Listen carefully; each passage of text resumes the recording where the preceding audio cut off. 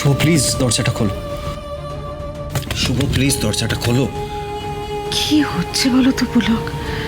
ছেলেটা স্মৃতি ফেরার পর থেকে দুজনের মধ্যে এত অশান্তি কেন হচ্ছে? কি জানি, আমি তো কিছুই বুঝতে পারছি না শ্রাবন্তী।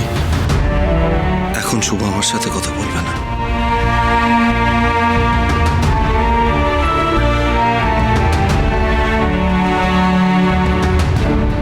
পুলক, তুমি একবার যাও। আদির সাথে কথা বলতে হবে। জানো,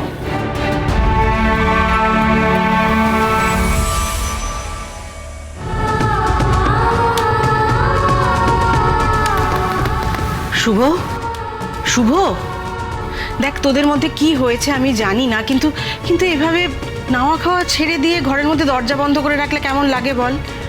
আদিটাও না খেয়ে বেরিয়ে গেল। আমার কিছু হয়নি মা, আমার একটু মাথা ধরেছে। প্লিজ আমাকে একটু একা থাকতে দাও।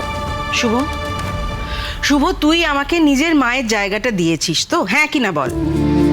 তাহলে তাহলে নিজের মাকে বলবি না রে কি হয়েছে? কিছু হয়নি। শুভ প্লিজ, শুভ একটু কিছু খেয়ে নে প্লিজ। মা ইচ্ছে নেই এখন। ঠিক আছে, তাহলে যখন যখন মনে হবে বলতে পারবি তখন আমাকে বলিস কি হয়েছে। শুধু তোরা এরকম ঝগড়া করে একে অপরের থেকে দূরে থাকিস না। তোদের তোদের কষ্ট পেতে দেখলে আমারও কষ্ট হয়। হ্যাঁ, এটুকু শুধু মনে রাখিস।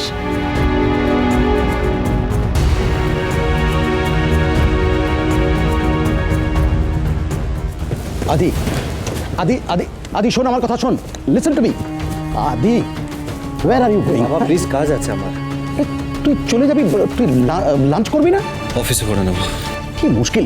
আদি শোন, তুমি চলে গেলে শুভকে তো ঘর থেকে বার করা যাবে না। বাবা তুমি তো শুভকে খুব ভালো করে চেনো। এখন কিছুতেই বেরোবে না ঘর থেকে। ওকে কেউ বললেও বেরোবে না। আমি মাথা ঠান্ডা হলে আমি দেখছি পরে। আদি, আদি, আদি শোন, আদি।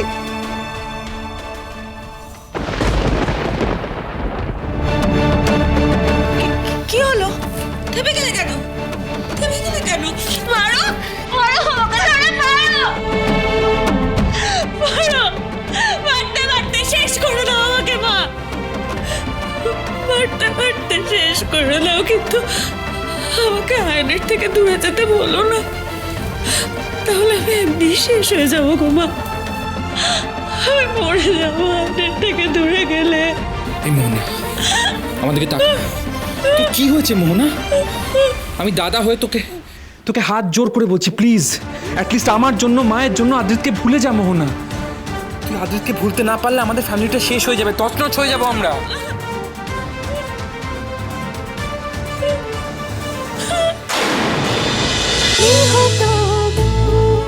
গৃহপ্রবেশ সোম থেকে রবি প্রতিদিন রাত 8:30টায় স্টার জলসায় ও জিও হটস্টারে।